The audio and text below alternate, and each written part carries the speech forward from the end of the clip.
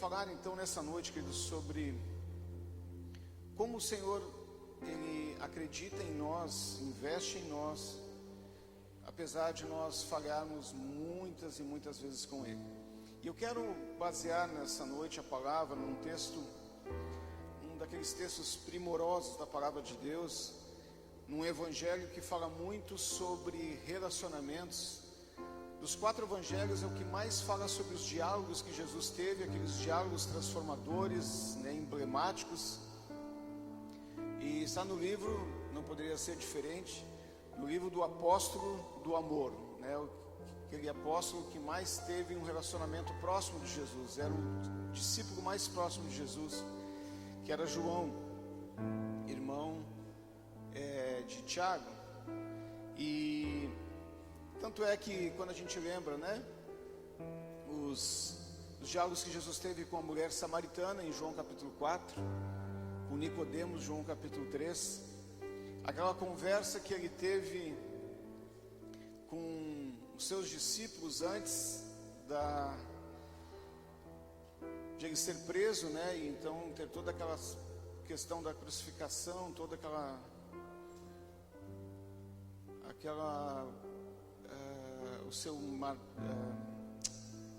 a via dolorosa, como diz ali, toda aquela situação da sexta, sábado e domingo, da morte e ressurreição de Cristo. Foram 5 capítulos conversando com os discípulos e envolveu a ceia, João capítulo 13, 14, 15, 16 e 17, finalizando no capítulo 17, coração sacerdotal. E João capítulo 21, ele, depois já da ressurreição do Senhor, então acontece um desses diálogos tremendos, elucidativos e que nos fazem ver o quanto realmente o Senhor nos ama incondicionalmente e o quanto Ele acredita em nós. Eu gostaria então que você abrisse em João capítulo 21,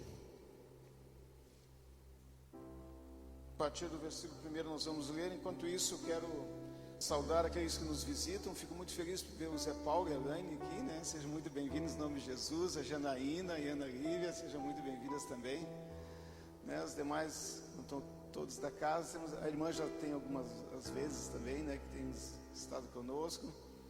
Temos aqui nosso casal de gaúchos, também na minha terra lá, E, enfim, mas indo já para a palavra, então, queridos, para ganhar tempo. Quantos abriram, digam amém. Quem não achou, diga aleluia. Depois disso, Jesus se manifestou outra vez aos discípulos junto ao mar de Tiberíades. Foi assim que ele se manifestou. Jesus já tinha ressuscitado, ok?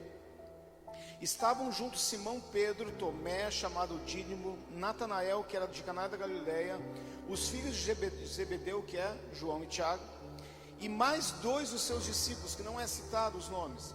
Simão Pedro disse aos outros: vou pescar. Os outros responderam: nós também vamos com você. Foram e entraram no barco, mas naquela noite não pegaram nada. Ao romper o dia, Jesus estava na praia, mas os discípulos não reconheceram que era ele. Jesus lhes perguntou: filhos, será que vocês têm aí alguma coisa para comer? Eles responderam: não. Então Jesus disse: joguem a rede à direita do barco e vocês acharão. Assim fizeram, e já não podiam puxar a rede, tão grande era a quantidade de peixes. E o discípulo a quem Jesus amava, então João, disse a Pedro: é o Senhor. Simão Pedro, ouvindo que era o Senhor, cingiu-se com a sua túnica, porque tinha tirado a roupa, e lançou-se ao mar. Os outros discípulos vieram num barquinho puxando a rede com os peixes, porque estavam somente a uns 90 metros da margem. Ao saltarem em terra, viram ali umas brasas com peixe por cima, e também havia pão. Jesus lhes disse: tragam alguns dos peixes que vocês acabaram de pegar. Simão Pedro entrou no barco e arrastou a rede para a terra. A rede estava cheia com 153 grandes peixes, e mesmo sendo tantos peixes, a rede não se rompeu. Jesus disse a eles: venham comer. Nenhum dos discípulos ousava perguntar: quem é você? Porque sabiam que era o Senhor. Jesus veio, pegou o pão e deu a eles. Depois fez a mesma coisa com o peixe. E esta já era a terceira vez que Jesus se manifestava aos seus discípulos, depois de ressuscitado dentre os mortos. Depois de terem comido, Jesus perguntou a Simão Pedro: Simão, filho de João, você me ama mais do que estes outros me amam? Ele respondeu: sim, o Senhor sabe que eu o amo. Jesus lhe disse: apacenta os meus cordeiros.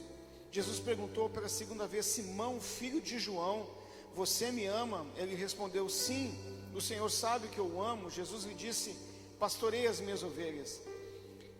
Pela terceira vez Jesus lhe perguntou: Simão, filho de João, você me ama? Pedro ficou triste por Jesus ter perguntado pela terceira vez: você me ama? E respondeu: o Senhor sabe todas as coisas, sabe que eu o amo. Jesus lhe disse: apacenta as minhas ovelhas. Em verdade, eu lhe digo que quando eras mais moço, você se cingia e andava por onde queria. Mas quando for velho, estenderás as mãos e outro o cingirá e o levará para onde você não quer ir. Queridos, esse texto eu creio que todos conhecem, mas eu quero refletir com vocês algumas coisas muito interessantes nessa passagem. Em primeiro lugar, nós já sabemos aqui que Jesus já tinha se manifestado aos seus discípulos outras vezes, mas mesmo assim parece que os discípulos ainda não tinham entendido muito a questão da ressurreição, ou estavam ainda em dúvida. Mesmo, você sabe que Tomé, Jesus já tinha aparecido, daí ele disse: olha, se ele não aparecer, eu não tocar nas mãos dele e tal, nos cravos, ali nos furos, não vou crer. Você lembra que em Lucas 24 tem os dois discípulos no caminho de Emaús, e eles, mesmo conversando com Jesus, só reconheceram depois que ele tinha partido o pão. A verdade, querido, é que havia um misto de sentimentos, de emoções dos discípulos. Eu creio que muito tinha a frustração, a incredulidade, que impedia eles de reconhecer que era Jesus.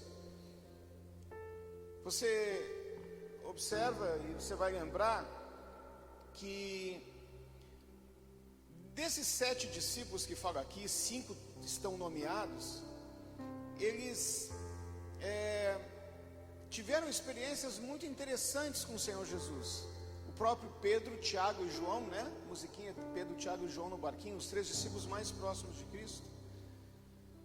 Você lembra, além de João ser o discípulo, né, amado, essa proximidade, junto com seu irmão Tiago, os 2 filhos de Zebedeu que queriam sentar, né, ali pertinho de Jesus. A mãe deles veio fazer esse pedido especial. Jesus dá uma lição sobre quem é o maior no reino dos céus. Na verdade, eles conviveram 3 anos e meio com Cristo, queridos, e depois do martírio de Cristo, eles voltaram a fazer o que faziam antes. Pedro era pescador e ele era sócio de Tiago e João. Esses 3, Pedro, Tiago e João no barquinho, era uma sociedade, e ela só se desfez quando Jesus chamou eles para ser pescadores de homens. Mas agora eles voltaram para as antigas práticas de voltar a ser pescadores. Mesmo tendo aquelas experiências tremendas com Jesus, ver a ressurreição de mortos, ver leprosos sendo curados, Jesus andando sobre o mar, o próprio Pedro que andou sobre o mar. Mas de repente, mesmo ouvindo que Jesus tinha ressuscitado, eles voltaram a fazer o que era antes. Voltaram à sua velha vida, seu velho trabalho, foram pescar. Interessante que junto estava Natanael. Natanael aparece 2 vezes na Bíblia e 2 vezes no Evangelho de João. João no capítulo 1 e aqui no capítulo 21. E no capítulo 1 é aquele que Filipe vem e fala para Natanael: olha, nós achamos o Messias, né? Achamos aquele que fala os profetas e tal. E Natanael disse assim: pode de Nazaré, né? Porque diz Jesus Cristo de Nazaré, pode de Nazaré vir alguma coisa boa? E daí Filipe disse: olha, vem ver. E quando Jesus encontra Natanael, ele disse: quando tu estava debaixo da figueira, eu te vi quando estava debaixo da figueira. E Natanael disse: Senhor meu e Deus meu, tu és o Filho de Deus. Enfim, né, ele coloca Jesus então realmente na posição, né, que como Jesus é, tu és o Filho de Deus, tu és. E aí a gente vê que Tomé estava junto ali Tomé tinha colocado já os dedos ali nos furos das mãos de Jesus. Ele também voltou ele se juntou a Pedro, Tiago e João e foi ali pescar. Todos eles tiveram experiências tremendas, mas deixa eu salientar essa questão de Natanael. Eu não sei se você sabe, já ouviu essa história sobre Natanael, porque o que tinha de mais ver Natanael debaixo da figueira? Mas, querido, há um relato histórico, há duas teorias sobre isso. Uma teoria que é ratificada pelo dicionário siríaco, fala que Natanael, ele era contemporâneo de Jesus, e quando Herodes mandou matar os meninos de 2 anos para baixo, porque ele queria matar Jesus, porque ouviu falar que o rei de Israel tinha nascido, né? E ele obviamente não queria perder o reinado, ele achava que o reino de Jesus era deste mundo, então mandou matar as crianças. A mãe de Natanael ficou sabendo naturalmente disso e escondeu Natanael, o pequeno Natanael, debaixo de uma figueira e colocou folhas por cima. Natanael só veio a saber dessa história quando ele tinha 15 anos, que a sua mãe contou para ele. Então, só a mãe de Natanael e Natanael sabiam dessa história. E ela orava não só para que o Senhor guardasse ele, né, de ser morto, mas que ele sobrevivesse então para ver o Messias. E agora chega o Messias e disse: eu te vi quando tu estava debaixo da figueira.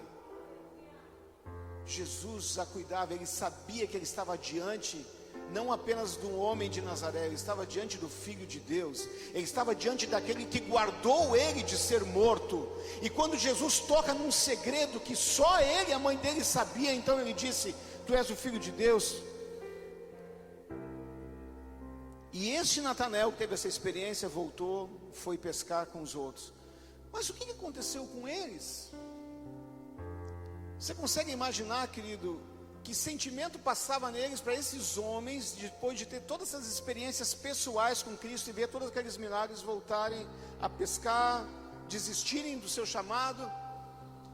Sabe, uma coisa que certamente também estava ali passando, essa questão da frustração. Lucas 24, você vê os 2 discípulos dizendo: nós achávamos, e conversando com Jesus e não reconhecendo que era eles, a gente achava que ele que ia redimir, né, libertar Israel, porque você sabe, Israel estava debaixo do domínio romano.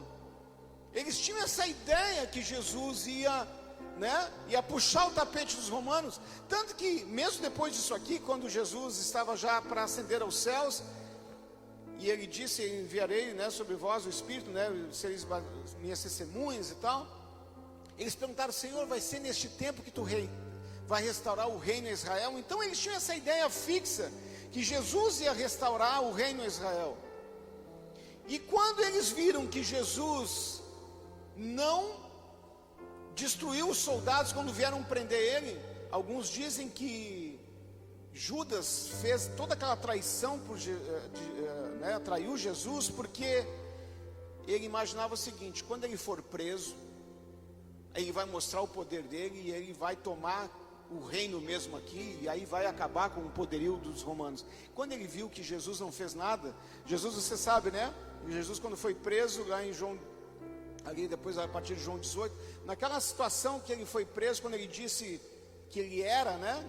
Foram perguntar quem era Jesus e tal, ele disse que era ele.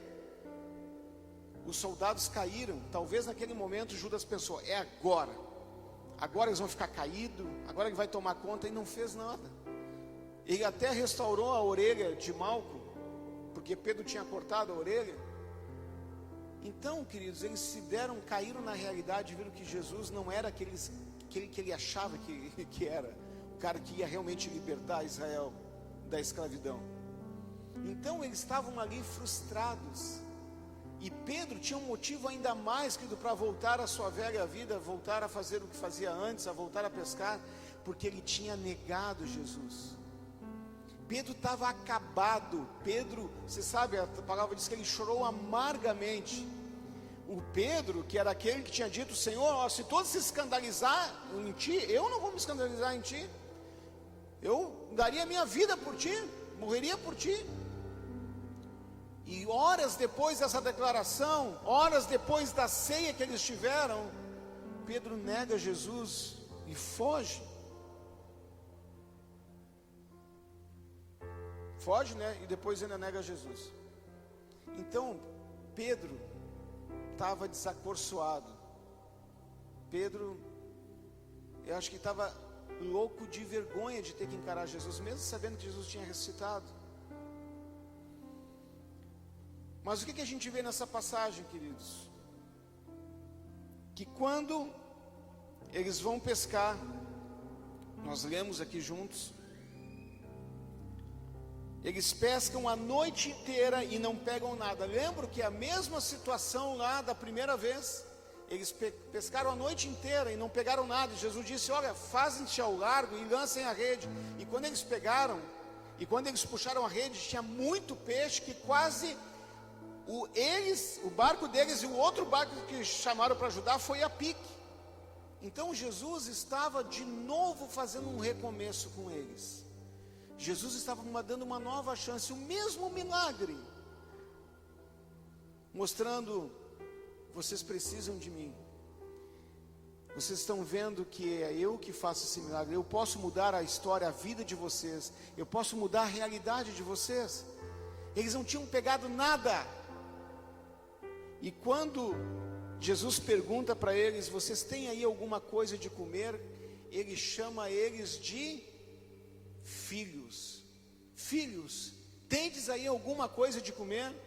Ele não chegou assim: vocês aí, seus traíra.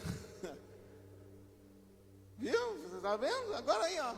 Não, a noite inteira não pegaram nada. Não, queridos, ele não lançou em rosto. Não tratou com desdém. Jesus não estava com o coração amargurado. Jesus chama eles de filhos e pergunta se eles têm alguma coisa para comer. Mesmo tendo negado traiu Jesus e acabou morrendo, mas Pedro que negou, os outros que desertaram, Jesus chama eles de filhos e se preocupa com a necessidade deles, e se preocupa no bom sentido, né? Jesus não tem preocupações, mas o cuidado de Jesus com os discípulos, se tinha alguma coisa para comer. E eles disseram não, e até então, né, não tinham ainda reconhecido que era Jesus. E aí Jesus dá a chave, né, a estratégia: olha, lancem à direita do barco. E eles obedeceram Jesus. Jesus deu a estratégia, Jesus deu o que eles precisavam para saciar a fome deles, para ser uma noite que tinha tudo para ser um caos, um insucesso completo. Jesus dá a chave para eles, eles pescam então muitos peixes, e Jesus disse para eles então, né, como nós lemos aqui no versículo 6: joguem a rede à direita do barco e vocês acharão. Assim fizeram e já não podiam puxar a rede, tão grande era a quantidade de peixes. E o discípulo a quem Jesus amava disse a Pedro: é o Senhor. Agora reconheceram. Pedro, João, primeiro reconhecer. Simão Pedro, ouvindo que era o Senhor, cingiu-se com a sua túnica, porque tinha tirado a roupa, e lançou-se ao mar. Os outros discípulos vieram no barquinho puxando a rede, né, porque estavam somente uns 90 metros. E quando eles chegaram na margem, ao saltar, eles viram o quê? Uma fogueira com peixes, né, com pão e peixe. Jesus ainda já tinha preparado a comida para eles. Queridos, pense se fosse nós no lugar de Jesus, e a gente tivesse aquela turma que aprontou para cima dele, que fez o que fez, né? Jesus andou todo aquele tempo com eles. Pedro nega, os outros dão no pé no momento que ele mais precisava. E agora Jesus chama de filhos, pergunta se tem alguma coisa para comer, ajuda eles de uma forma sobrenatural na pescaria, e eles estão chegando e já tem comida prontinha, quentinha, feito por Jesus. Gente, eu amo peixe. Agora você imagina comer um peixe feito fritinho por Jesus. Imagina um negócio. Imagina um pão feito por Jesus. Você consegue imaginar o amor incondicional de Jesus pelos discípulos e o amor incondicional de Jesus por nós? Eu não sei quantos já se deram conta que na passagem que está em Lucas, no capítulo, aliás, Marcos, no capítulo 16, no versículo 7, Só para você entender, é uma passagem conhecida, mas às vezes a gente pode passar correndo por ela. Quando Jesus ressuscita e os anjos estão aí conversando com as mulheres, disse versículo 6, né? Não tenham medo, vocês procuram Jesus o Nazareno que foi crucificado, ele ressuscitou, não está aqui, vejam o lugar onde tinham colocado, versículo 7, Marcos 16. Mas vão e digam aos discípulos dele e a Pedro, que ele irá adiante de vocês para a Galileia, lá vocês o verão, como ele disse. Diga aos discípulos, Pedro não era um dos discípulos, sim ou não? E por que o anjo disse, diga aos discípulos e a Pedro? Por que o anjo disse, fala para os discípulos e para Pedro? Porque, querido, o Senhor sabia que Pedro estava acabado, porque ele tinha negado a Jesus. E Deus então, por meio ali dos anjos, queria que Pedro ficasse ciente, claro, que ele ainda acreditava nele, que ele não tinha desconsiderado Pedro, que ele ainda continua sendo um dos discípulos, porque talvez Pedro, assim, pois é, eu fiquei sabendo que as mulheres disseram que era para encontrar os discípulos, mas eu neguei a Jesus. Mas para não ter dúvida que o Senhor fazia questão que Pedro estivesse junto, que acreditava em Pedro, que estava dando mais uma chance para Pedro, ele disse, diz aos discípulos e a Pedro, Pedro, quero que tu saiba que eu ainda acredito em ti, que eu não desisti de ti, que tu tem solução, que tu tem uma saída. Querido, você já se sentiu na sua vida, depois de ter aceitado a Jesus e ter talvez dado alguns passos para trás, ou até ter saído dos caminhos do Senhor, que talvez o Senhor tivesse desistido de ti, que não havia mais solução, que não tinha mais jeito, que talvez você já falhou, já errou tanto, assim, será que Deus ainda tem alguma coisa para mim? Será que o Senhor quer me restituir como eu era antes, ou talvez até mais do que eu já caminhei antes? Se coloque no lugar de Pedro. Pedro negou Jesus, ele andou com Jesus por 3 anos e meio, ele foi um daqueles 3, Pedro, Tiago e João, que viram a ressurreição da filha de Jairo. Eles experimentaram os maiores milagres, querido. Eles tiveram as conversas mais profundas com Jesus, e mesmo assim Pedro nega Jesus. Então você imagine como é que estava o coração de Pedro depois de ter negado a Jesus. Ele pensou, Jesus não vai querer saber de mim. E talvez os outros também, apesar de não ter negado, eles deram no pé. No momento que ele mais precisava, que Jesus mais precisava, eles correram no jardim de Getsemane, não ficou ninguém. E agora Jesus estava ali, fazendo toda a jornada do início de novo, aquele encontro, num barco, que eles não tinham pegado nada, um insucesso total, um fracasso. Para um pescador certamente é pegar uma noite inteira de pesca, não pegar nada. Mas Jesus vai lá, dá o peixe. Antes que eu tivesse trabalho para fritar o peixe, Jesus já veio com um peixe fritinho, com pão pronto. Chama de filhos. Não chamou assim, ô gurizada, ô pessoal, né, ou traíras, ou não sei o que. Não, filhos. É como se não tivesse acontecido nada.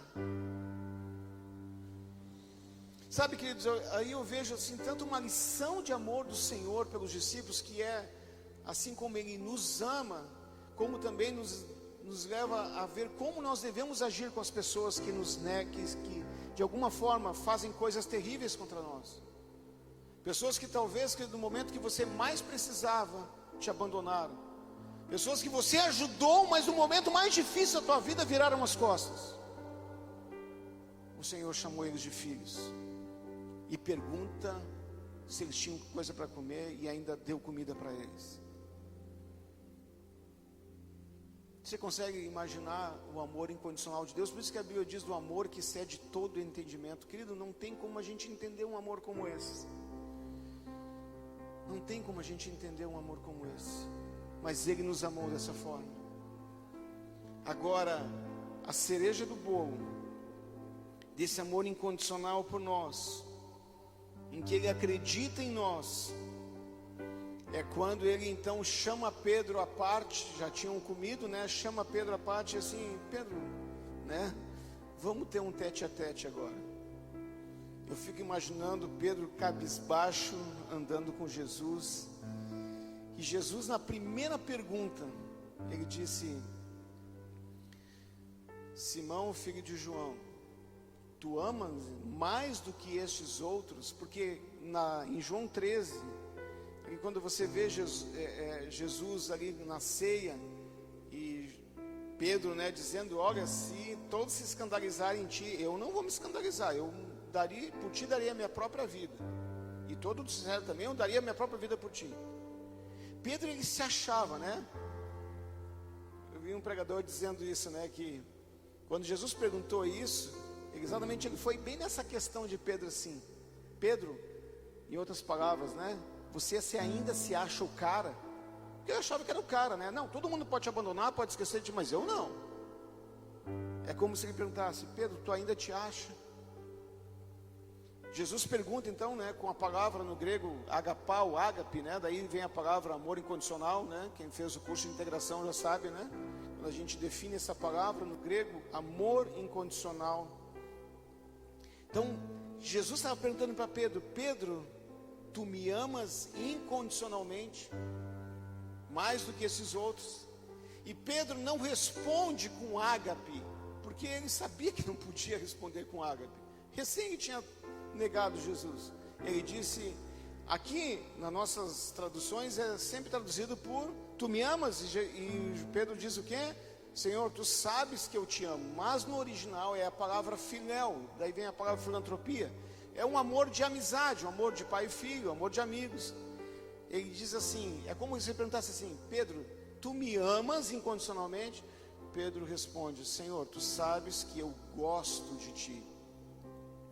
Você imagina casalzinho de namorado, a namorada pergunta para o namorado: você me ama? E o namorado: tu sabe que eu tenho uma estima muito grande por ti, sabe, né, que eu gosto de ti. Não, eu quero saber se tu me ama. Ela quer ouvir a palavra eu te amo, mas ele não tem condições de dizer que ama. O máximo que ele consegue dizer: eu gosto de ti. E é isso que Pedro respondeu para Jesus. Jesus então primeiro pergunta: Pedro, tu me amas incondicionalmente? Pedro responde o quê? Eu gosto de ti. Jesus pergunta a segunda vez: tu me amas incondicionalmente? Mas repare que cada vez que ele perguntava e Pedro dava a resposta do que eu gosto, Jesus fala: apacenta meus cordeiros, pastoreia minhas ovelhas. Mesmo Pedro dizendo que ainda não amava Jesus incondicionalmente, Jesus estava dando um encargo importantíssimo para ele: cuida da minha noiva, pastoreia a minha noiva. Como é que pode, né? Você casaria com alguém que você sabe que não ama você, né? Quando vocês já são casados, mas se você soubesse antes de casar que a sua esposa, a sua futura esposa, futuro esposo, sabe que não ama você realmente, você casaria? Ele só responde: eu gosto de ti, está crescendo o negócio. Não, tudo bem, então vamos deixar crescer, mas vai chegar um momento que você tem que me amar, senão hoje não vai casar. Pedro responde: eu gosto de ti. Jesus está dizendo, já olhando lá para frente: pastoreia, cuida. Por que será que Jesus, mesmo assim, com esse amor tão deficitário de Pedro, Jesus ainda acreditava nele? Mas interessante que Jesus pergunta a terceira vez: Pedro, tu me amas? Só voltando ali, João capítulo 21, ele pergunta pela terceira vez, e aí Pedro então se entristece, né? Porque pela terceira vez Jesus estava dando a oportunidade de Pedro, né, se redimir ali das 3 vezes que ele tinha negado Jesus. Só que Jesus não pergunta pela terceira vez com a palavra ágape, ele pergunta com a palavra filéu. É como se Jesus então desce até o nível de Pedro e pergunta: Pedro, tu gosta de mim? Pedro responde: Senhor, tu sabe todas as coisas. Tipo assim: Senhor, tu sabe que eu não posso te enganar. Tu conheces todas as coisas, conhece meu coração. Tu sabes que eu gosto de ti. O máximo que eu posso te oferecer agora é um gostar, não consigo fazer mais do que isso.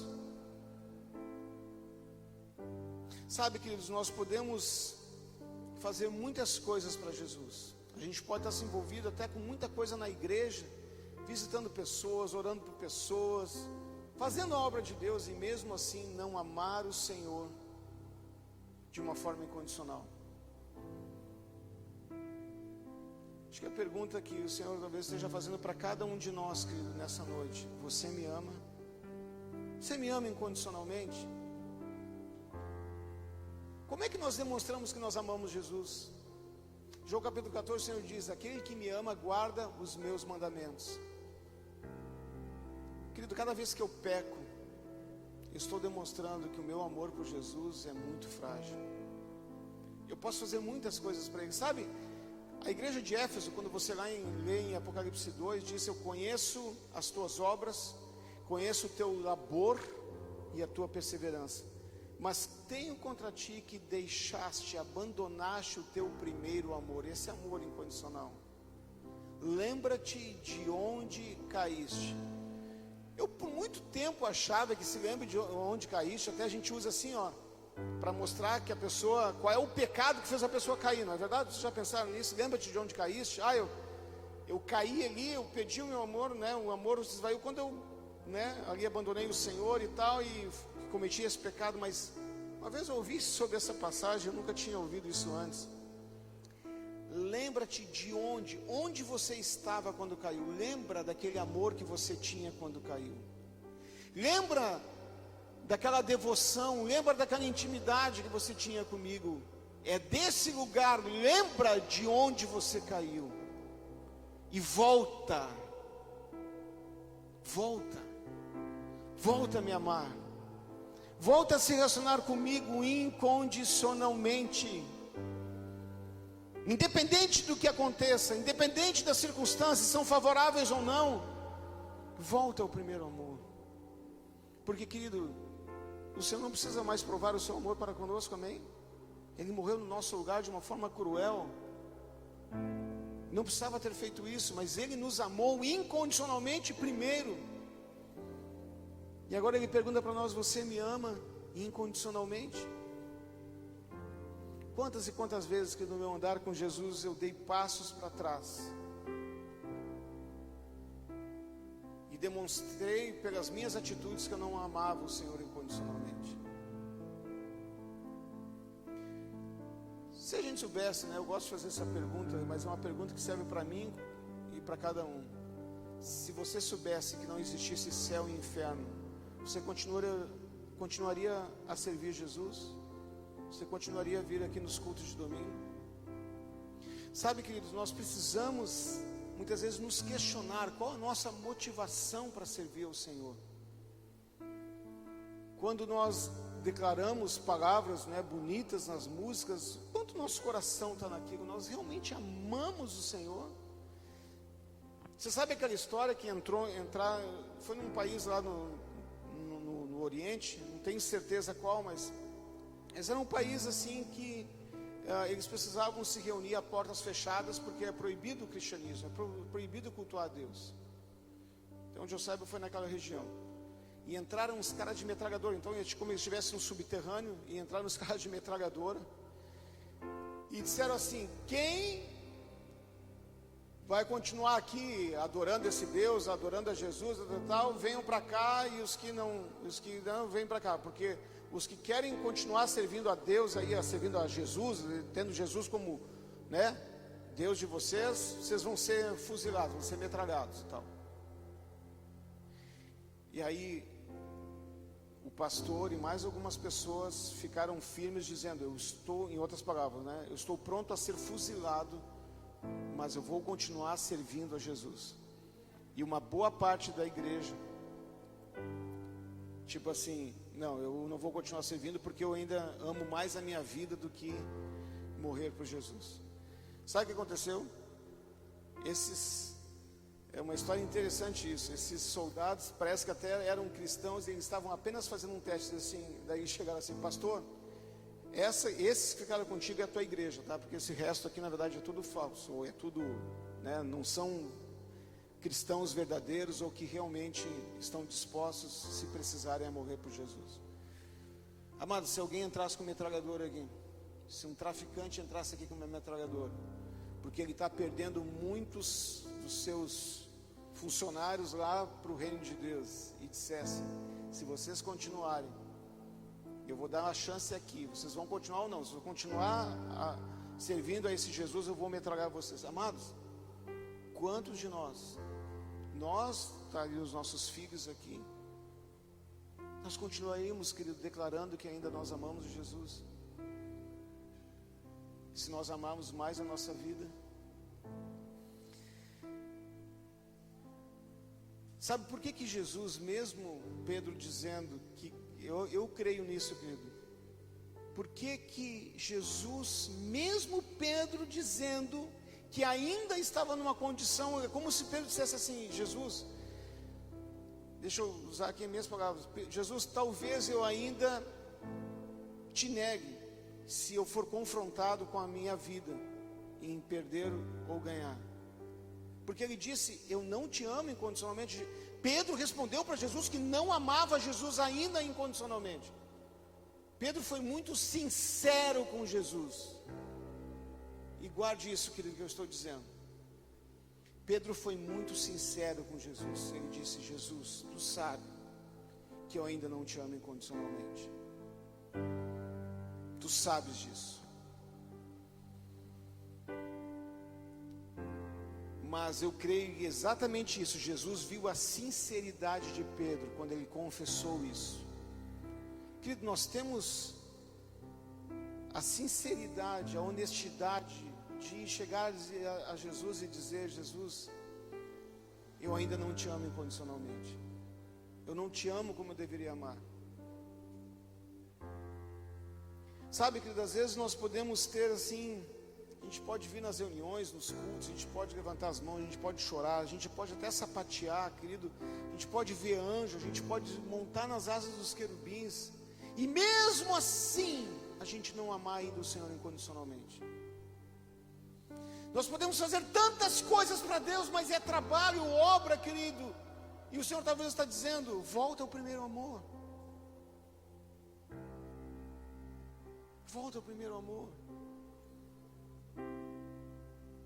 Eu posso fazer tantas coisas para Ele, e mesmo assim o meu coração não está com Ele, querido. O que nos faz estar aqui em todas as reuniões? O que nos faz abrir a Bíblia para ler, ou para orar? Vamos perguntar para nós mesmos, querido, o quanto nós amamos o Senhor. Muitas vezes a gente nunca chega e tem um papo reto e sério assim com Jesus, né? E diz assim: Jesus, o meu coração é esse. Eu até tenho uma aparência de cristão, de abnegado, sim, de pessoa tal, mas meu coração... E muitas vezes nós somos provados que não precisa entrar alguém com metralhadora aqui. O que eu vejo muitas vezes no meu celular pode demonstrar se eu amo a Jesus incondicionalmente ou não. Como eu trato a minha esposa, os meus filhos, pode demonstrar se eu amo a Jesus incondicionalmente ou não. No meu trabalho, as coisas que eu falo, as palavras que eu falo, pode demonstrar se eu amo a Jesus incondicionalmente ou não. Porque amor, querido, é muito mais do que um sentimento. Jesus disse: ninguém tem amor maior do que este, dar alguém a própria vida pelos seus amigos. João fala que, amados, não amemos nem de palavra nem de língua, mas de fato e de verdade. Não adianta eu dizer que eu amo Jesus, querido, e eu demonstro que eu não amo Ele, cometendo coisas, fazendo coisas que a palavra de Deus reprova. E eu posso, querido, ter toda uma aparência de cristão. Posso ser um ótimo pregador, posso ser um ótimo isso, aquilo, posso curar enfermos, libertar cativos, posso ressuscitar mortos, e mesmo assim não amar o Senhor incondicionalmente, e mesmo assim não amar verdadeiramente o Senhor. Lembra-te de onde caíste. Tem uma música, né? Eu quero voltar ao primeiro amor. Eu quero voltar a Deus. Para mim esse é o primeiro e genuíno amor, queridos.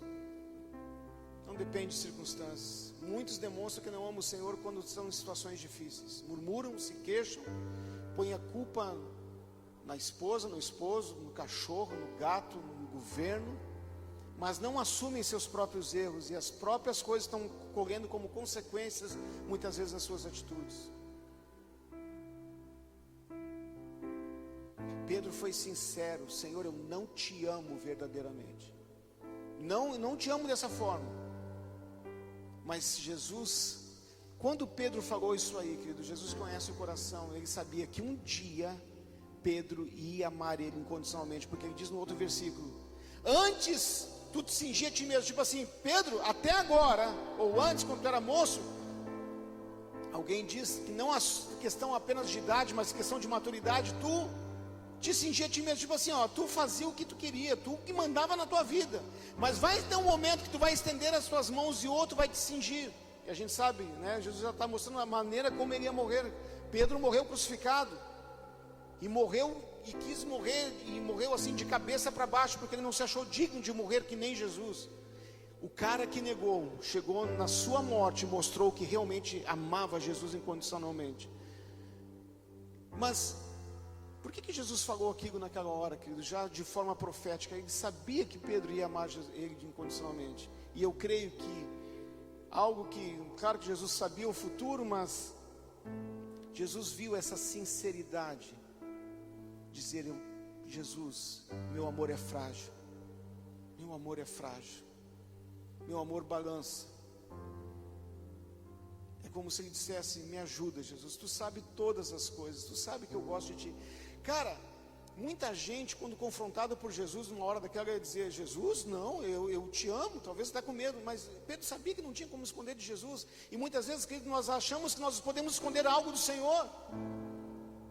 A gente acha que pode cantar, deixa eu lembrar uma música antiga falando: eu te amo e te adoro, tu és digno de louvor, eu te amo, eu só quero te amar. Bom, ele está dizendo que eu quero te amar, né? Mas ele diz: eu te amo, tal. E querido, às vezes a gente está cantando música que o Senhor está olhando e está sabendo que a gente não está falando a verdade. Muitas vezes nós mentimos enquanto adoramos ao Senhor. Você já parou para pensar nisso? Você já parou para pensar em cada palavra que você fala, que eu falo, né? Quando a gente está cantando, aquilo é 100% verdadeiro. Nós amamos Ele mesmo quando a gente diz que a gente ama Ele. Tinha uma música antiga que dizia assim: é o meu prazer louvar-te, é o meu prazer orar.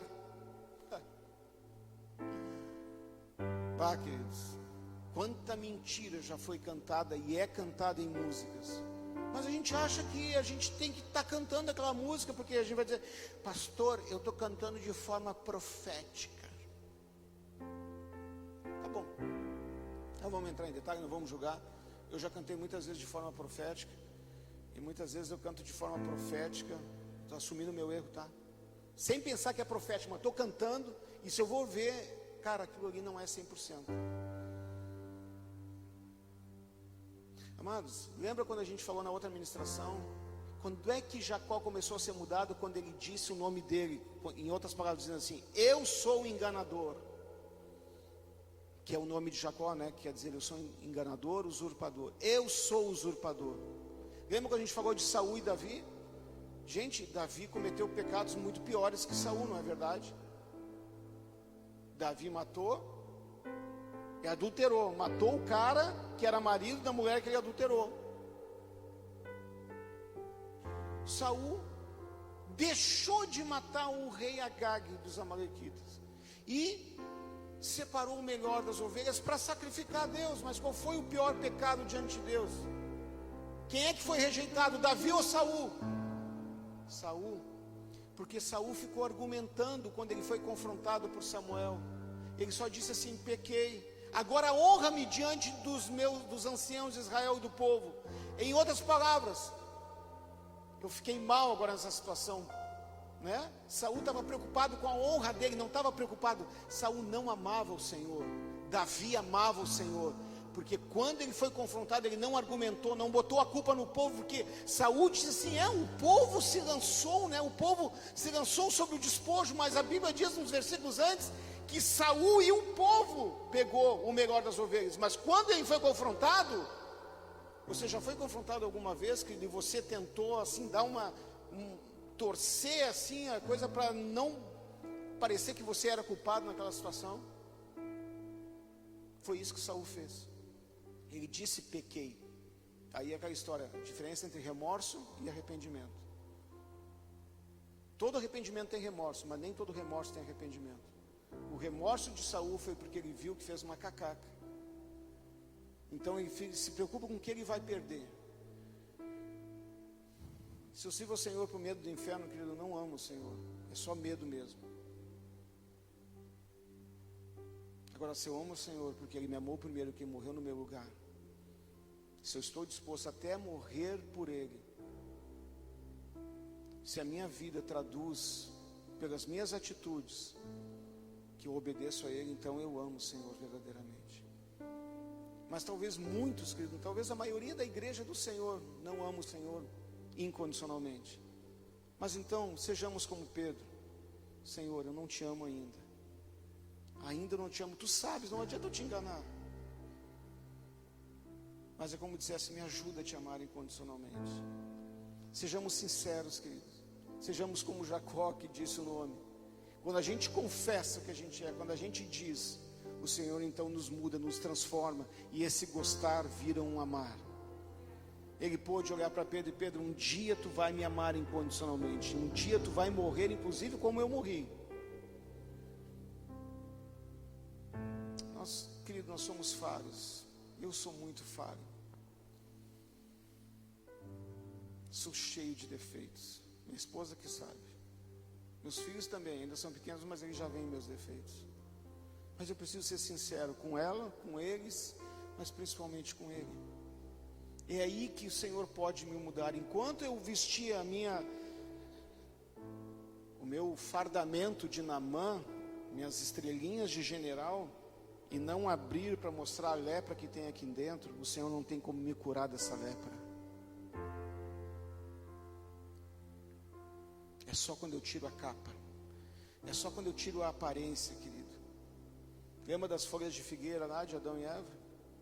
Muitas vezes a gente quer, querido, botar folhas de figueira, mas folhas de figueira não demonstra que tem fruto. É só aparência. Enquanto nós vivemos de aparência, amados, nada muda na nossa vida.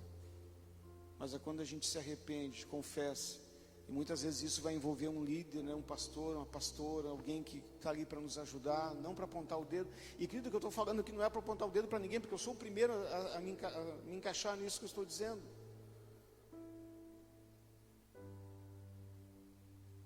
Quando eu sou sincero com o Senhor, querido, o Senhor tem como trabalhar na minha vida.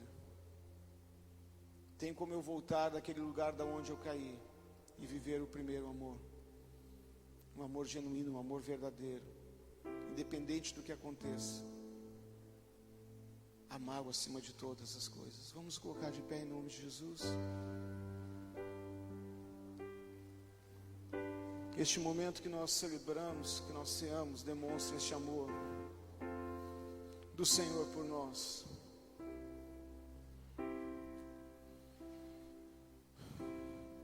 E sabe que Ele acredita em nós mais do que nós mesmos. Talvez alguém, ou algumas pessoas que nessa noite você, talvez se sente como aqueles discípulos, frustrados. Talvez você tem 10, 20, 30 anos, querido, de igreja, de cristão. Talvez você já foi, você entrou na igreja, saiu, entrou, saiu, foi, aí mudou de igreja 1, 2, 3. Você andou pelas 7 igrejas da Ásia, como diz, né? Eu não sei, querido, qual a tua condição. Algumas pessoas, né, nós conhecemos, a gente tem família aqui, então, mas só o Senhor que conhece verdadeiramente o nosso coração e conhece a nossa história, querido.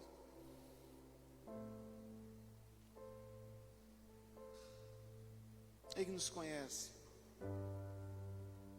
E talvez mesmo a gente chegando numa condição hoje de sentir assim derrotado, como aqueles discípulos, Talvez não como Pedro, né, que negou Jesus abertamente.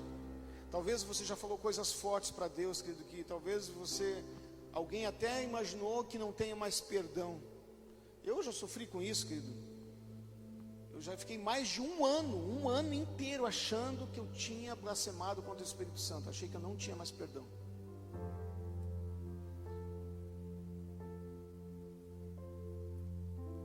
Se tem alguém que acha isso, se você acha que blasfemou, você já não blasfemou, tá ok? A Bíblia diz que é a bondade de Deus que conduz ao arrependimento. Se você quer Deus, se você se arrepende, é porque você tem perdão. Diz aos discípulos e a Pedro.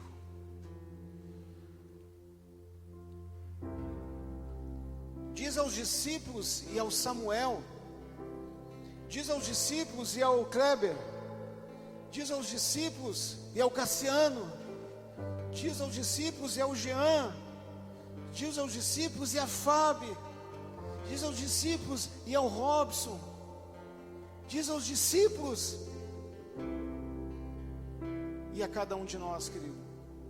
Talvez a gente não fez como Pedro fez, mas talvez nós fizemos coisas que nos envergonham, que talvez a gente pense assim, que o Senhor não vai me usar mais como Ele já tinha prometido. De tantas palavras que eu já ouvi, já passou tanto tempo, acho que eu não tenho mais jeito, acho que eu não vou voltar àquilo que eu já fui antes. Cara, Pedro foi o primeiro líder da igreja. Deus confiou, o Senhor Jesus confiou a sua noiva. Quando Ele diz apacenta as minhas ovelhas, Ele disse cuida da minha esposa. Quem é que daria a sua esposa para ser cuidada por alguém que não ama verdadeiramente?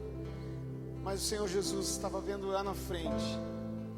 E essa confissão de Pedro, se Pedro respondesse com ágape, querido, talvez a história ali seria muito diferente.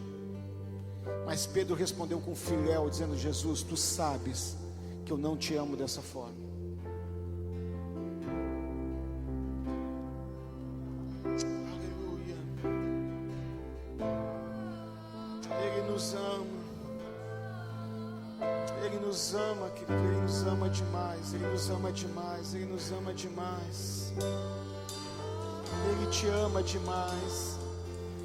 Ele não desistiu de você, querido. Por mais erros, por mais falhas, por mais retrocessos, Ele me ama, Ele me ama.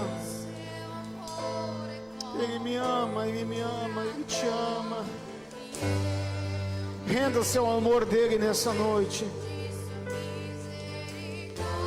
Renda-se ao amor dEle nessa noite.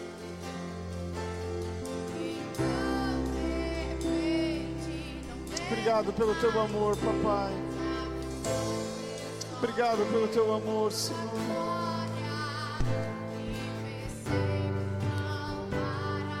Obrigado porque tu acredita em mim, Senhor. Tu não desististe de mim, Senhor.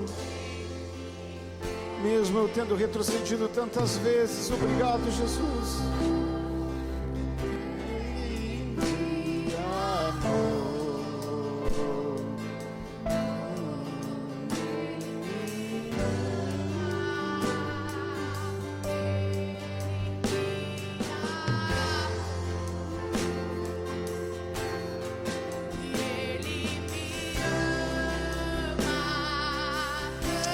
Ama, querido.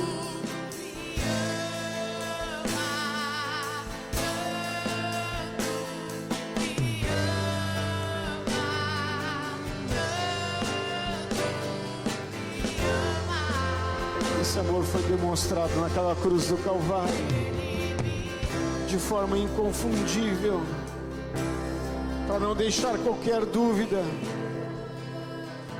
E depois daquela noite fatídica, daquele dia terrível que foi da crucificação, Ele continua nos amando. Ele continua nos amando. Ele continua nos amando. Ele continua nos amando.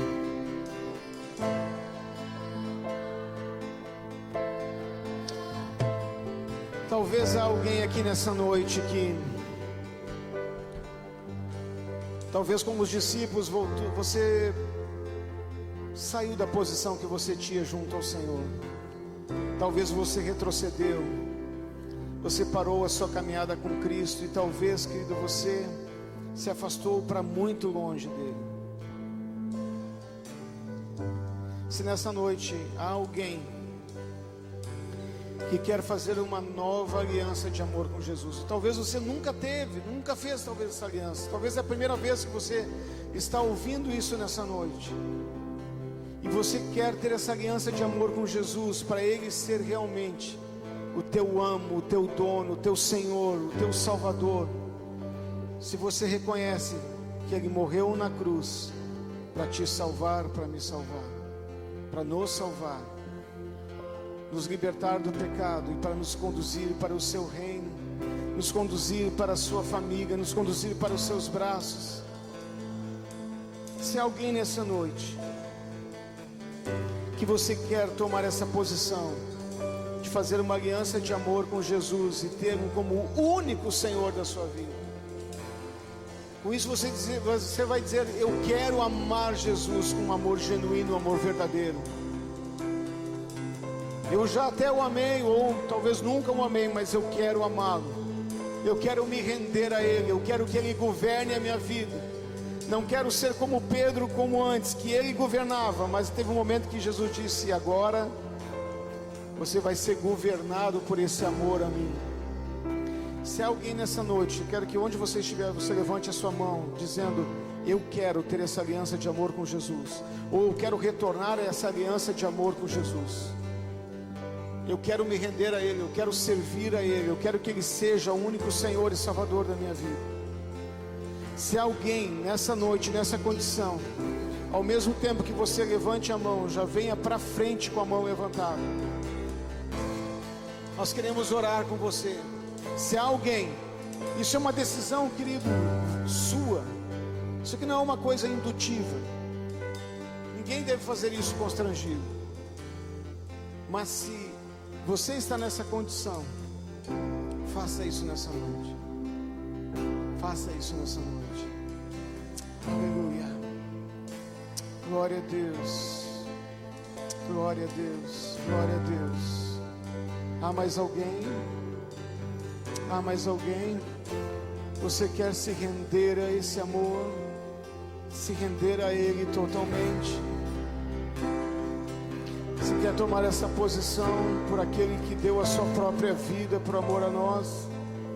Se você ainda não tomou essa decisão, ou se você tomou essa decisão e se afastou, esse é o momento. Aleluia. Aleluia. Aleluia. Vou deixar esse convite por mais um minuto, amém? Eu tenho um último convite, eu não quero me estender.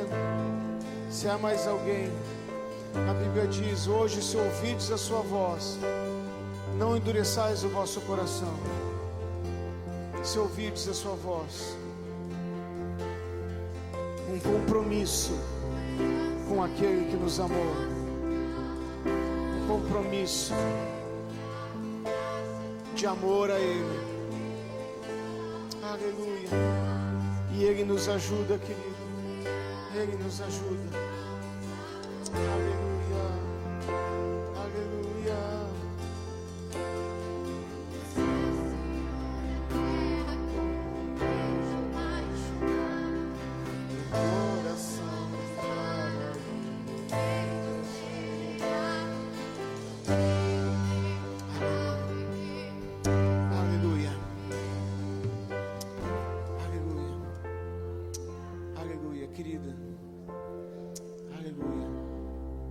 Esse é o passo mais importante da tua vida. Essa é a decisão mais importante da tua vida. Você está se rendendo àquele que te amou e que morreu por ti. Eu quero te ajudar nessa oração, amém? Eu vou orar, e se você crer de todo o teu coração em cada palavra que eu vou dizer, eu gostaria que você repetisse depois de mim, tá bom? Diga assim então: Pai Celestial. Pode falar bem alto. Pai Celestial, eu venho a Ti neste momento, reconhecendo que sou pecadora e necessito do teu perdão.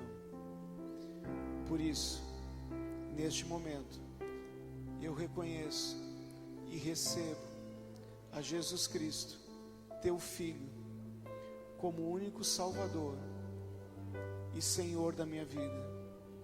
Perdoa todos os meus pecados, tudo aquilo que eu fiz que desagradou a Ti. Me ajuda, a partir deste momento, a Te amar incondicionalmente, acima de todas as coisas. Eu me entrego completamente a Ti, sem reservas. Muito obrigado, porque neste momento, meu nome foi escrito no livro da vida. Eu estou salva, sou tua filha, em nome de Jesus. Amém, amém, aleluia, aleluia, glória a Deus, glória a Deus, glória a Deus. Queridos, é aqueles agora, um segundo convite, todos aqueles que sentem que ainda o seu amor é muito frágil pelo Senhor, e talvez como Pedro, você diz: eu não amo o Senhor ainda incondicionalmente. Eu sinto que essa palavra me tocou, e eu quero amar ao Senhor Jesus de forma incondicional. Se você se encontra nessa posição, venha, querido, até o trono da graça. Venha até Ele, venha até Ele, venha até Ele, não a mim. Imagine que você está diante dele neste momento e dizendo: papai, eu reconheço a minha fragilidade, eu reconheço que eu não te amo ainda de forma incondicional.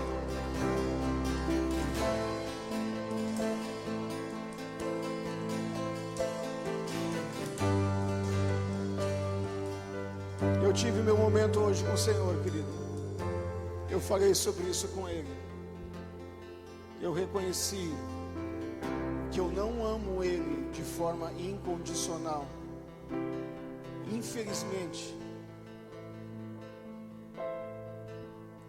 eu tive que admitir isso, ou felizmente, porque eu sei que o Senhor pode mudar as áreas da minha vida que fazem que eu não amo Ele nesse nível. Eu sei que Ele me ama tanto que pode mudar esse amor frágil que eu tenho por Ele. E sim, Ele é o Senhor da minha vida, Ele é o meu Salvador.